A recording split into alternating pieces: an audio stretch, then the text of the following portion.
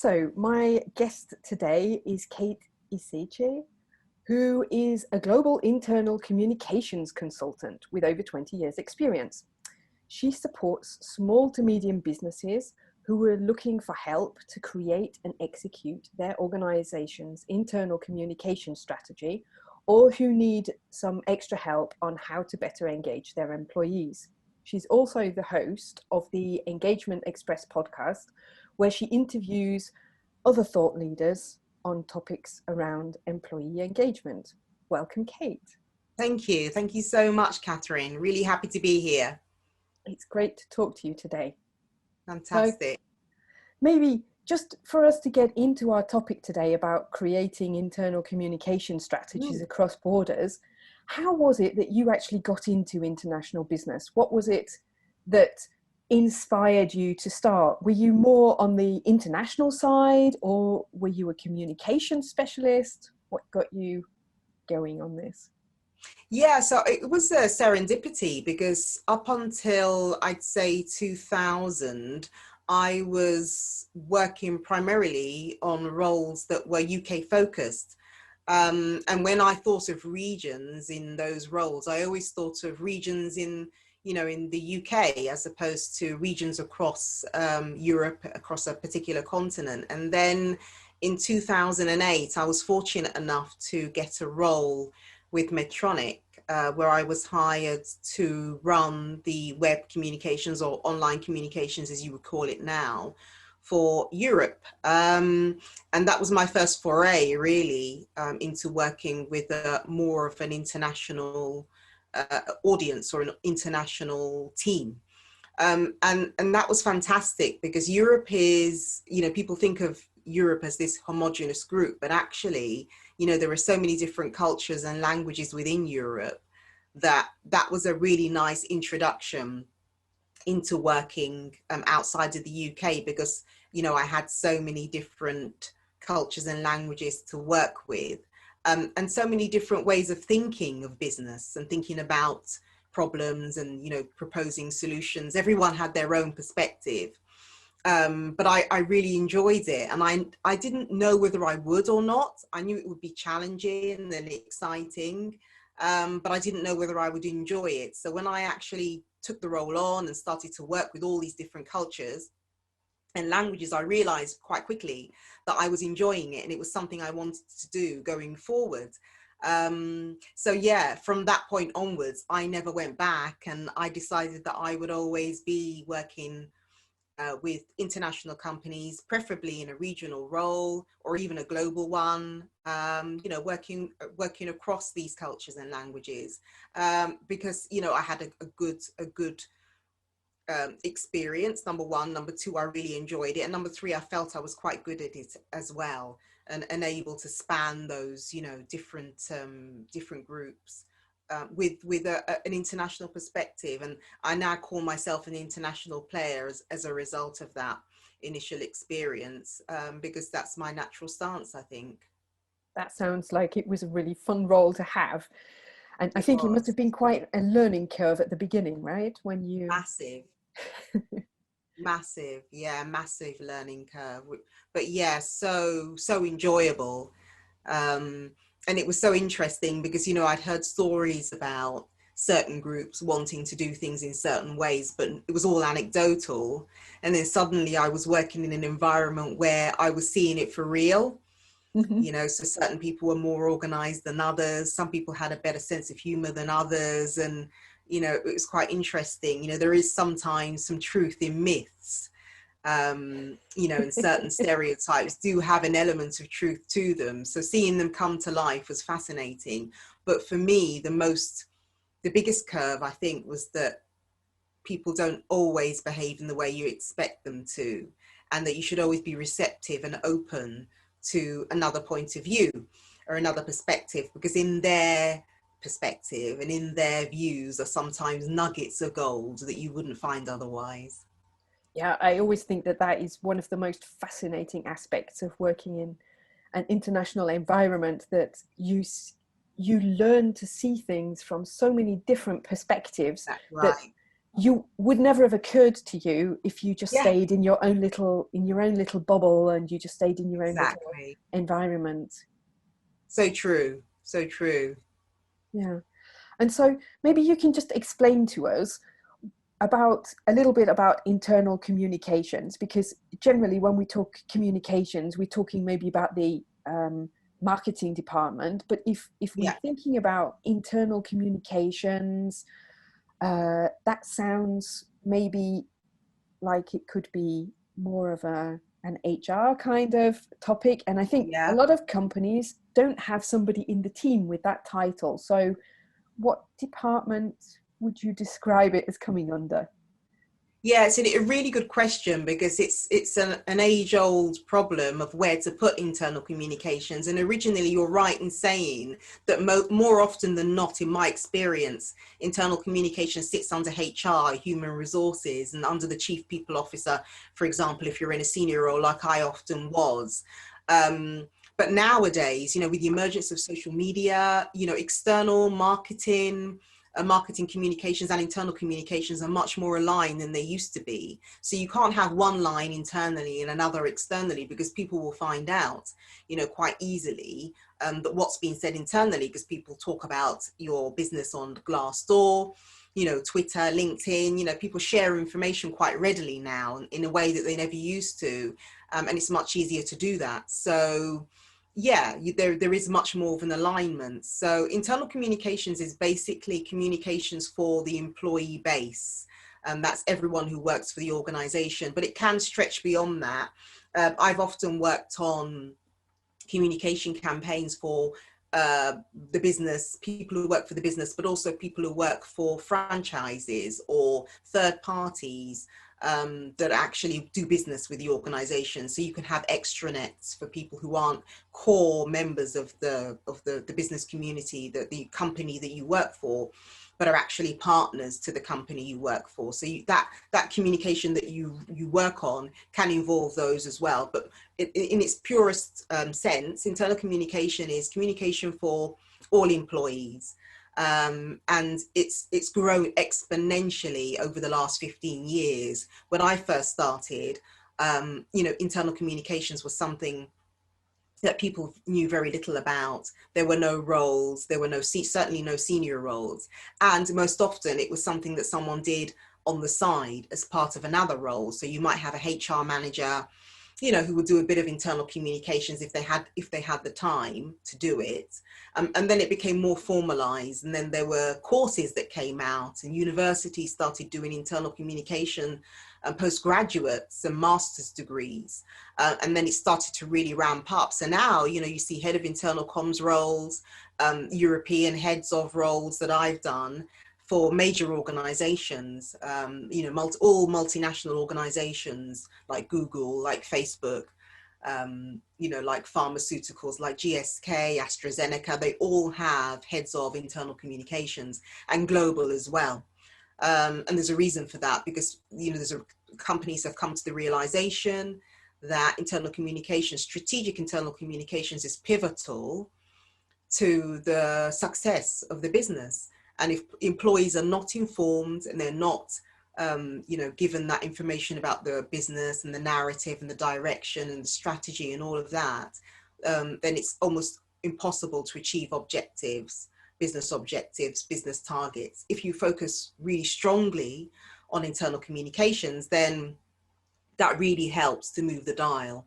And engagement fosters success at the end of the day. It's been a long road, but people are beginning to realize the importance of it. But we've got a long way to go. I'm not saying we're there yet, but the recent crisis, COVID, has really put internal communicators on the spot, and brought them up, to C-suite level, and given them an ear, and for that, for them to talk to, a voice as well that they never had previously. So yeah, it's in the ascendancy, I would say. So I guess you could also say that to a certain extent, companies are now having to engage their employees, make sure that they're practicing what they preach to their customers. And it's also, if I understood correctly, it's also a kind of employer branding, is that also one aspect of this that comes It into is. it, or a large It extent? is, you're right. So, I mentioned Glassdoor, and employer, they call it EVP, employer value proposition, or employer branding is a part of that. So, if you're not positioning yourself, reflecting the reality of that on to employees, what you're reflecting on social media, if you're talking yourself up as being an advocate, for example, for the environment and for recycling and, for global warming, doing things that you can to avoid all of that or to minimize it. And then, internally you're wasting paper, you're buying a lot of material which isn't recycled. Employees will see that disconnect and they will communicate it externally on social media channels. So it's really important, I think, to be as authentic internally as you are, to be authentic externally as you are internally. So if you're not there yet, internally, then say it externally, so that there's, a good connect between what the employees are hearing and what they're seeing with your external communication. And that's why I say there's a strong alignment now that didn't exist before. Because the world is so transparent now. If you want to find something out about an organization, you can very easily. Yeah, that sounds, it's very challenging, I think, for employers, because I know that certainly in certain industries, it's very hard to attract the right kind of employees, at least in times before COVID, when there were perhaps a lack of available employees on the market, and where you really had to fight for the talent which was available out there to make sure that you got the right talent coming into your organization who could in turn support your beliefs and values.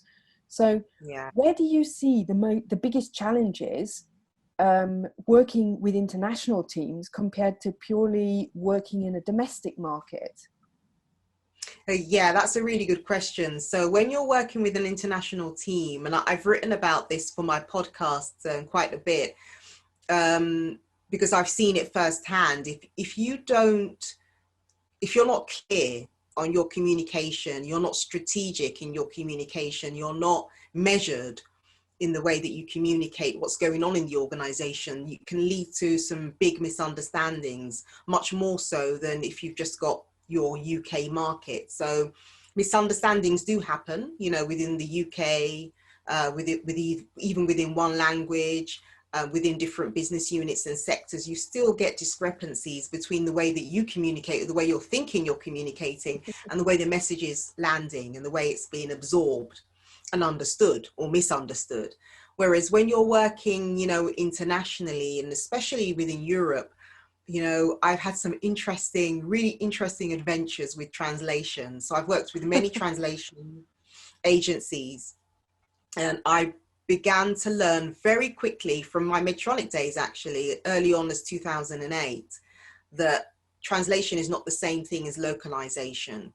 So you often will get translation done and you will say, right, that's it. I've translated it into 5 languages. I'm done. There you go.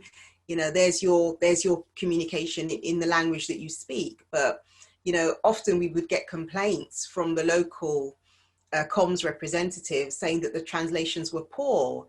And it always struck me as initially as odd, because I thought, well, they've done what we asked them to do. They've translated it from English into Polish or English into Italian, and you're saying it's not good. And they would come back and say, yes, they've translated it word for word, but it's lost its meaning. So it means one thing to you in English, but it means something completely different to us.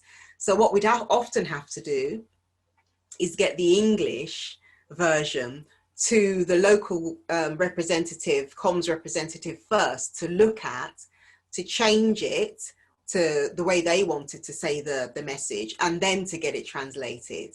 So there was an additional step or 2 even, because even when that translation came back, there was still some localization that was required on top of that, because often the agency wouldn't necessarily understand our business very well, the nuances, of how our business ran, and the kind of language, nomenclature that the organization would like to use. There was this missing step always along the way. And I'd say that was my biggest challenge. But because I've been through it so many times, I actually quite enjoy it. And it's a, you know, an interesting tussle that I quite look forward to, because it always brings up some nuggets of, you know, like, oh, you said it this way and we read it that way. And for me, there's a lot of learning there. Really interesting.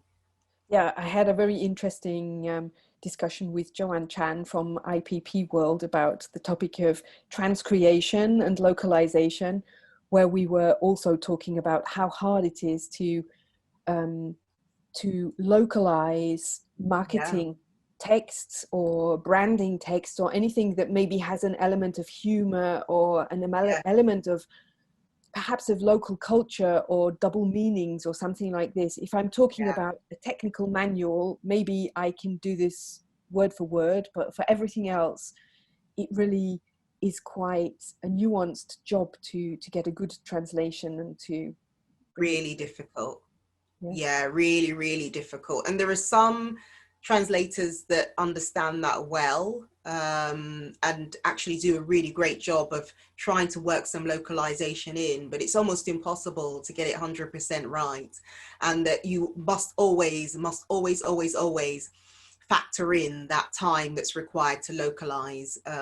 You can't just say, I'm going to get this translated in one day, because the agency said it will be one day. You need to then give the local team that time to really look at the messages, localize them, and make sure that they work for them. So would you say that for any company who hasn't had a kind of internal communication strategy up until now, would that for you be the first step of starting to think about how to develop such a strategy to make sure that you can localize your messages between translation, localization, and to align with your local teams how that message should look for the Yeah, definitely. international And that's a market? really good point, actually. It's not something that I would automatically think about. But if you're talking about an international organization and being a global head of internal communications, yes, I would say that that was a huge factor. If that's a requirement, because more and more now I'm beginning to see that organizations insist on one language, and that being English, obviously. And there's a reluctance to translate because of the extra additional burden it places, you know, on the communications team and the money that you need to expend Yeah. to get the translation completed by agencies or whatever. And you know, I always think it's such a shame when they do that, because the message, yes, okay, fair enough, they speak English relatively well, but it's not their first language. So I think you're doing your company a disservice if you insist on only communicating in one language, and you know, only giving them the option, the local teams, the option to read the information in one language. Because what I've discovered, especially, you know, in manufacturing firms with many employees at different levels, yes, you will get the office workers who understand English very well, but the local guys and girls who are working on the shop floor, in the call centers, or in the manufacturing environment, in factory setting, will not necessarily have the same level of education, sorry, as someone who's working in an office. So you have to consider all parts of the organization, and once you do that, then you realize that translation isn't really a nice to have. It's something that you must do. No, I would agree. I mean, my experience would also show that, firstly, the basis of communication is language, and so Yeah.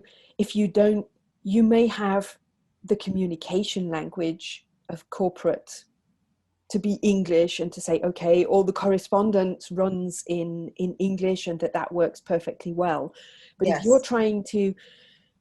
if you are a supervisor in the factory and you're running trainings for your teams, Yeah, for your shift leaders, for example, then you need to be able to do that in the local language in order that's to right. be able to communicate the finer points of what the brand actually stands for and what the company is actually trying to achieve.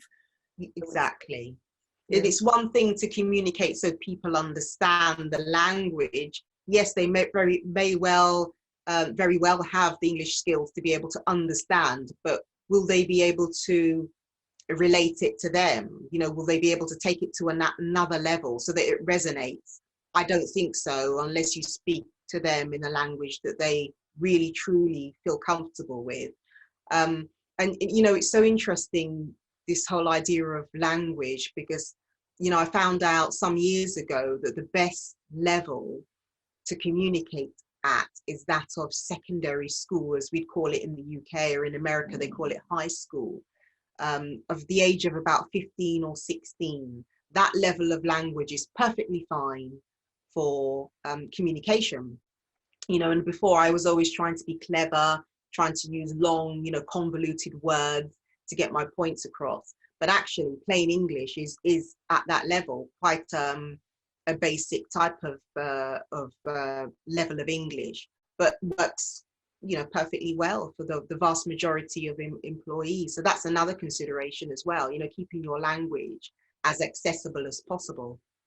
And I would add to that also being aware of any, let's say, cultural terms that you use, because certainly if you use some kind of terms that are either slang or they're coming out of football, or Americans often use Yeah. terms that have to do with baseball, and for the two of us as Brits, it's like, I have no idea what that actually means in its original sense. Maybe I understand out of the context in a business sense what it means, or because I've learned it somewhere, but it's not something that from my cultural identity comes up.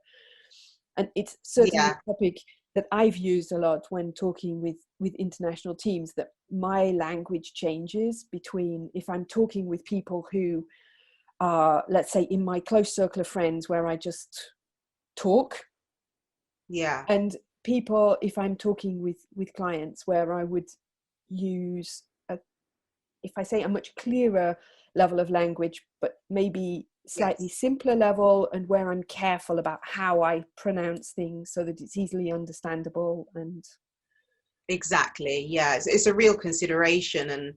And I'll tell you a story. When I worked for a tech company, I was head of Europe, internal communications, and we had this award ceremony, which I was responsible for running, and I had to do all the communication for the awards after the actual ceremony. And the award ceremony took place in I think it was Portugal. Yes, it was Portugal, in Portugal, and it was beautiful, sunny, you know, out there. It was during the summer, and the evening was really warm, and you know the weather, the temperature stayed, you know, really warm throughout the night because it was a nighttime award ceremony. And in the article afterwards, you know, I sent to the chief people officer of Europe at the time, who was my manager. The article stated a warm, balmy evening, and I didn't think anything of it, you know, and I sent it to her, and she was French, and she replied saying, you know, what's balmy? What is this balmy you speak of? And I had to tell her, I thought, yeah, actually, balmy is a very UK word, not balmy as in crazy, because that's another UK word, another UK English. word, yes. Balmy as in Balmy. And when I explained it, she said, oh, yeah, I see what you mean now, but actually, it's Europe, so probably best to find an alternative word. Yeah, no, I'm sure this comes up a lot, but at the end it's I think it's not just the question of language, but it's also this question of culture and Yeah. the legal framework that you're working with. I mean, within Europe we have this certain basis framework of the European Union, but that's still that doesn't take out the fact that you have to consider all of the local laws Yeah. that there are. To what extent is that also a factor when you're working with internal communication? How do you recommend that companies approach their international teams? Because I know that a lot of companies, either in the beginning they let them more or less run, as long as everything is running well and the results are good, then often international teams are left um, to their own devices quite a lot. Yeah. Um, or on the other hand, somebody tries to impose a copy paste onto them of what happens at global HQ, which doesn't necessarily work in the international setting. Yeah, yeah. You've spoken there of the old age problem of local versus central control. You know, and if I bring it back to the UK with the recent furore with the central government and the local mayors in the north of England, you know, it's very similar. We've seen that tussle, that power tussle, you know, over many years, and I've seen it myself with many organisations.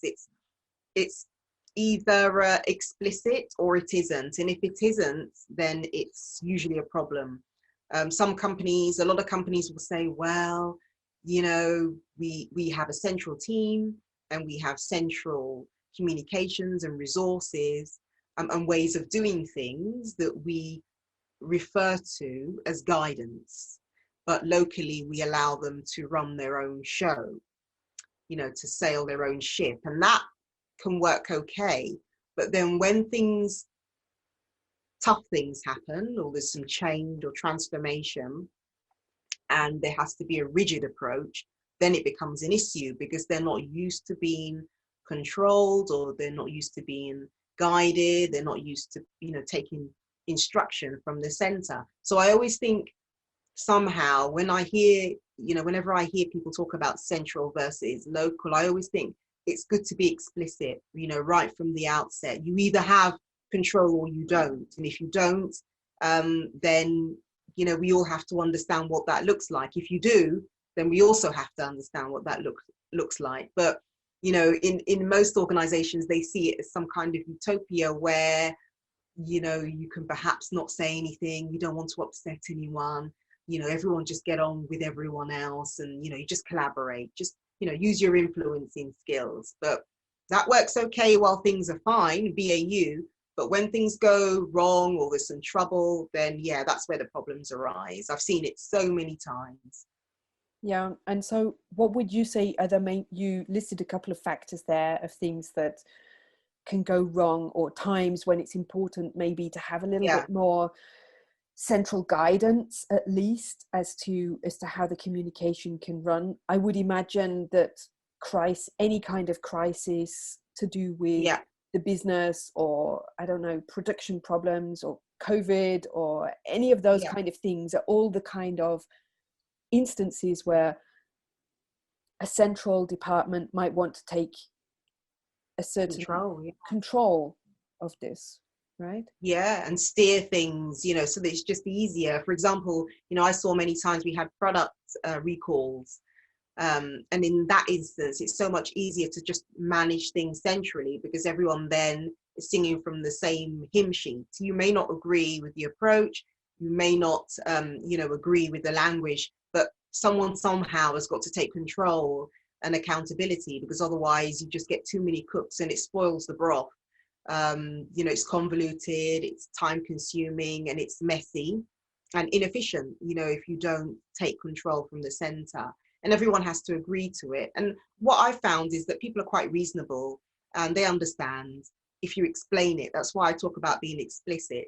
It's so important, you know, if you're not, and you just, you know, fluid and hoping for the best somehow, that people will just know that the center has to take control. They don't know, you know, you have to be, you know, you have to talk about it, you have to be bold and say, this is how we're going to do it. And if you do that, I think people are quite accommodating and will be receptive to it, rather than just hoping that people will work it out for themselves. They won't.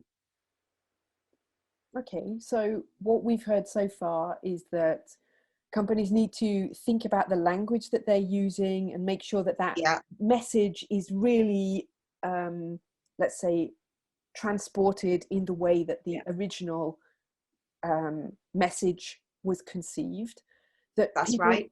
a company needs to allow enough time to prepare that messaging and to make sure that it can be rolled out across the organization, and Yeah, that also it's wise to be explicit from the beginning, and I guess also to be clear for yourself from the very beginning as to which are the situations where the global company needs to take control, or where there needs to be central control, and under which circumstances there's more local freedom to decide on how things are going to be done.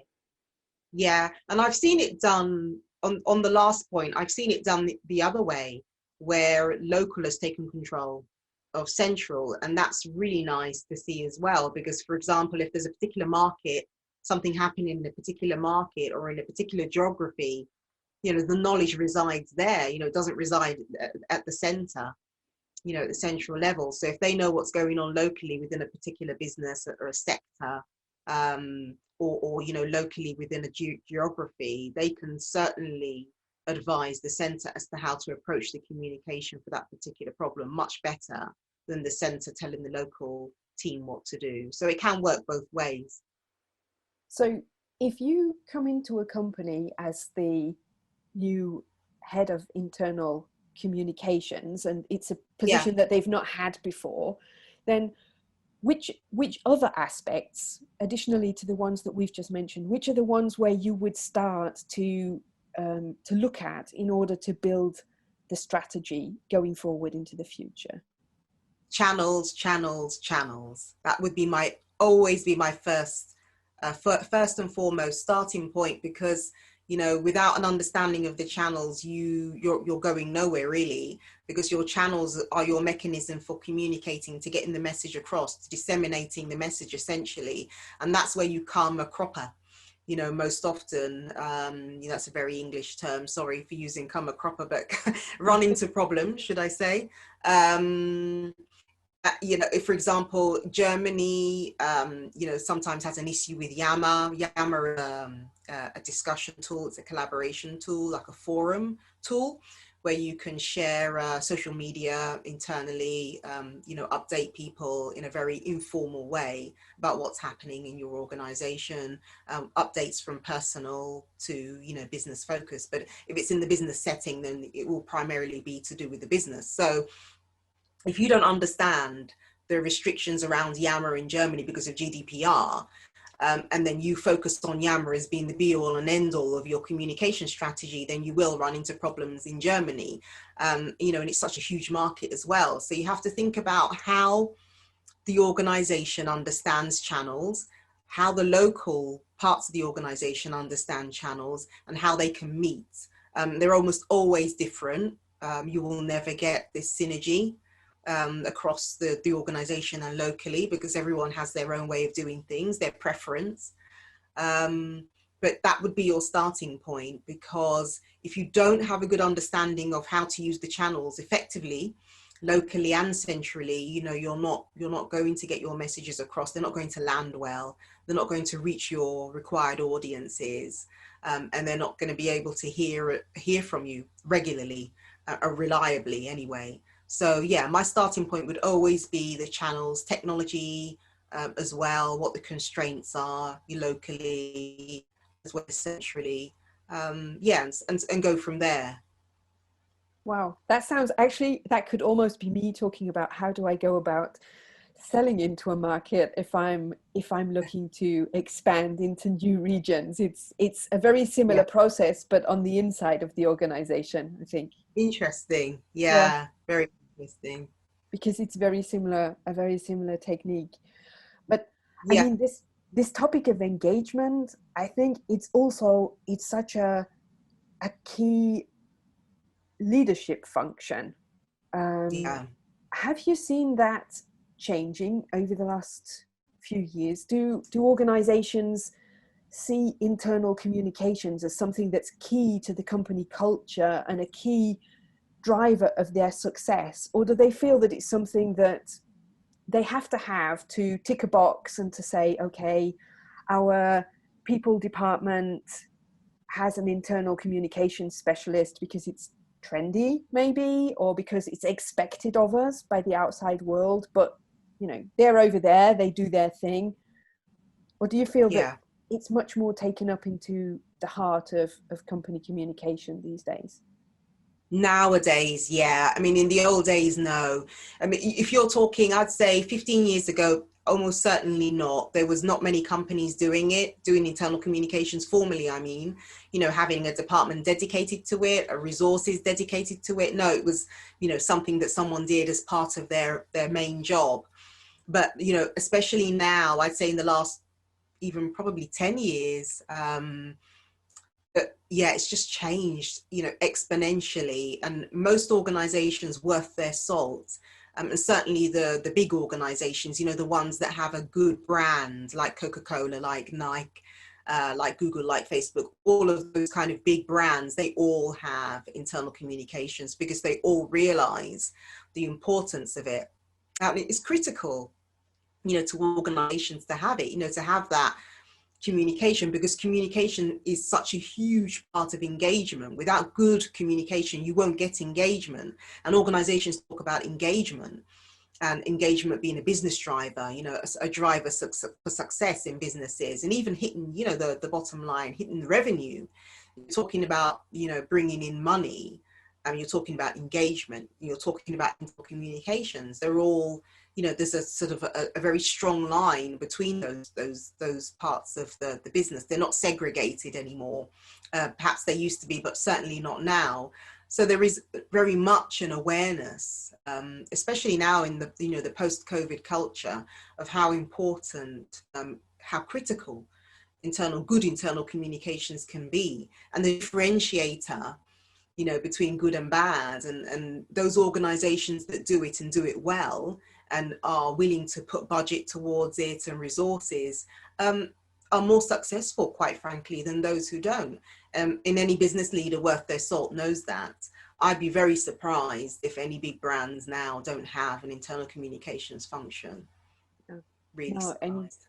it's such an interesting topic, and I wanted to also ask you, because you mentioned the post-COVID, mid-COVID, I don't know, Yeah, not depends where quite you are post. in the world, but say in Yeah, the middle of COVID yeah, situation, where now almost all teams, apart from manufacturing, of course, have been forced to work remotely. How do you feel that has transformed internal communications? Because, for example, I heard an interview a couple of weeks ago with a senior manager from a hotel group. I think it was Hilton, but don't yeah, don't pin me down on that, please. yeah, Who was mentioning that as soon as the situation with COVID arose, he actually stopped all other forms of external communication, because for him, the only thing that he wanted to focus on, and the only thing that he felt was worth communicating, was the message to his employees that he has to yeah, put their well-being in the foreground. And in the foreground, I'm back into my German, in the foreground, and that he really had to transport to them that their well-being was at the priority, and that this and their security was at the front of all of their efforts, whether they could be yeah. open or not, but that this was the most important thing, that he could reassure them as to the efforts that Hilton Group, I think it was Hilton, was taking Yeah. to keep their employees engaged.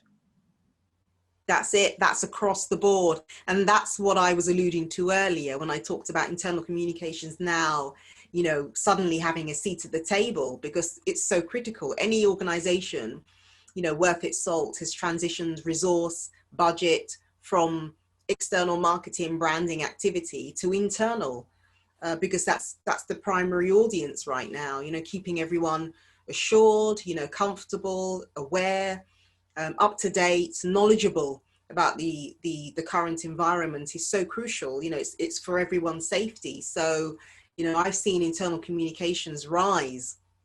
When I say post, 19 culture, when I speak about that, what I mean is, after COVID came into being, before COVID was around, no one really, internal communications, of course, very important for some organizations, but, since COVID has come into being, any organization worth its salt has understood the true value of internal communicators, and those who understand internal communications well. So there are some that think it's email, sending an email, and there are some who understand it's not sending an email. It's much more than that. Yes, email is one channel, but it's not communications. There's a saying that I can't remember who said it, but it's someone quite famous who said that the greatest illusion is that your misconception is that communication has taken place when actually it hasn't. You know, I sent him an email. I sent them an email. I've heard that so many times, you know, therefore we've done the communication. That's it. Our job's over.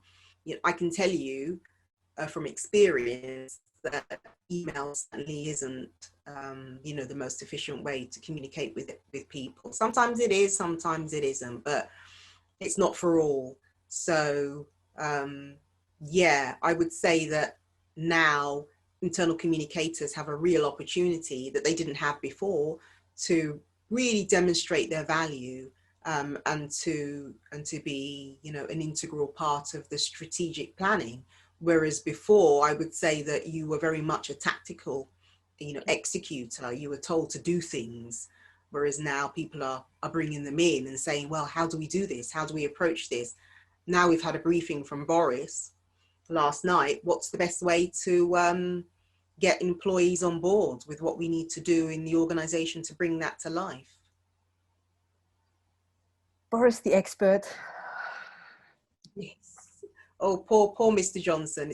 It's a difficult, it's a really difficult time for internal communicators. And if you go Yes. on LinkedIn, I know you're a great fan of LinkedIn, as am I. But if you, I don't know how many internal communicators that you're connected with, like myself, but if you see the conversations going on right now, they are really struggling, because they're so busy. They're Yeah. overwhelmed with work, and there's so much pressure on them and focus on them. So if you can imagine, before you were a tactical executor, you know, you were told to send emails, you were told to do perhaps a PowerPoint slide for a leadership conference, and suddenly you're at the table with the C-suite. You know, you're hearing about strategic messages from the get-go, and you're having to deploy that somehow.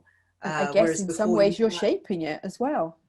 and you're helping to shape it, yes, and your expertise is being relied on, whereas before, you know, it wasn't valued, and it certainly wasn't relied upon. So yeah, they're in a unique position. They are very stressed. They are really under pressure, and yeah, the government's not making it easy, because their you know, communication so far has been very, very muddled and confused. And if you can imagine what it's like to take that and have to translate it within the business environment, be it, you know, office closures, or, you know, making your environment COVID safe, then yeah, you can see the kind of pressure they'd be under. Yeah, it's certainly a very challenging time, not only for internal communications, but businesses, Yeah.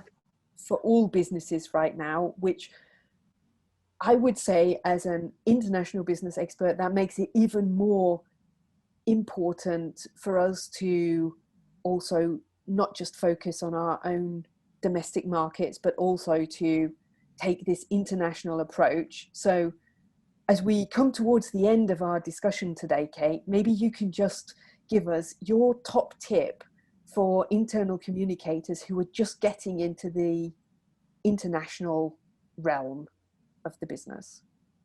Yeah, yeah, I would say try and learn about the markets, try and understand what their priorities are, you know, what their challenges are, what they enjoy, you know, the audience, the local audience enjoy, and how they like to receive and consume, you know, their information. Try and find out as much as possible, get some intel on what's happening locally. In the old days, I would have said fly out there. I did a lot of travel in the early days of my career across Europe. Mm. I traveled weekly to mainland Europe, to Germany, to Switzerland, and France were probably my greatest locations. But, you know, I traveled extensively, and therefore, you know, I got to learn ways of working, you know, different working practices, what was acceptable, what wasn't acceptable, you know, how to handle yourself, you know, in a local environment, both from a business perspective and from a cultural perspective. So get an understanding of how the business works locally, speak to as many people as you can on the ground, learn about the culture, because that makes a huge impact on the way business is done, and take that back to the center and try and see if you can shape your internal communication strategy, or inform your internal communications manager or head of, if you're a junior person, as to how things work locally, because that information is invaluable and it's a lot of work to learn. You know, I've been there so many times. It takes time, you know, to get that information. So, you know, as you get it, do share it, do, you know, provide guidance and, you know, help people to become as comfortable as they can producing communication for the global organization, you know, as much as, you know, the local teams are comfortable with it. So try your best to get a good understanding of what's happening locally so you can then use that information to develop your central communication messages.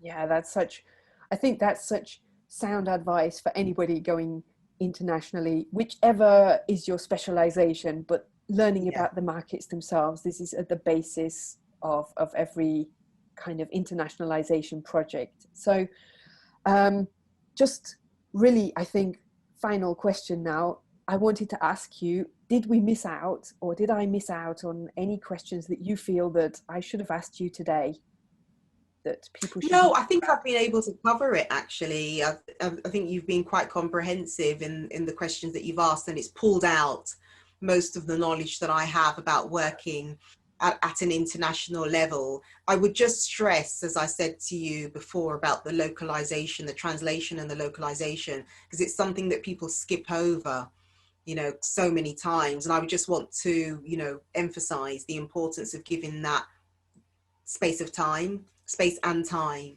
to do it properly. If you want to do it, you know, you know, if you want to do the message, the communication initiative, the campaign, any justice, then try and give as much time as possible for the translation and the localization. So quite often I've seen strategies that have loads of activity in them, you know, crafting the message, you know, getting information from the business units, making sure that the products are accurately reflected in the communication, you know, well reflected from a technological perspective. And then at the very end, like 1 week for translation. The agency will just translate it. You know, they told us 2 days, they told us 1 day. Yeah, that's fine. They'll do it in 1 day, but what you'll get back will be so raw and so inaccurate that, you know, it almost needs to be translated again. So I would say localization is almost like another translation. So if you do have to translate communication from English into another language, or from Italian into English, or, you know, whatever, always make sure you give enough time to do the translation and the localization, because otherwise you just won't do it justice. Yeah, thank you so much, Kate. It's been lovely to talk to you today. It's Thank been really you. very, very interesting. So, where can people go to find you if they're interested to find out more about your services, or they think that maybe you could help their company on their internal communications journey? Yeah, thank you, Catherine, for that opportunity. It's LinkedIn really is my main source of you know, working with clients. So you can DM me. You can find me on LinkedIn very easily at Kate Isichei. And also I publicize my podcast on there. So you can find my podcast on Spotify and Apple, on all main podcast platforms. So you can reach me via that as well. Very recommendable, I would say. The podcast, I've been listening to a few episodes recently Thank you as well. so So, much. yeah. Thank you. You're too kind. Thank you. Yeah. So, thank you very much, Kate. It's been a great interview. Thank you. Thank you so much.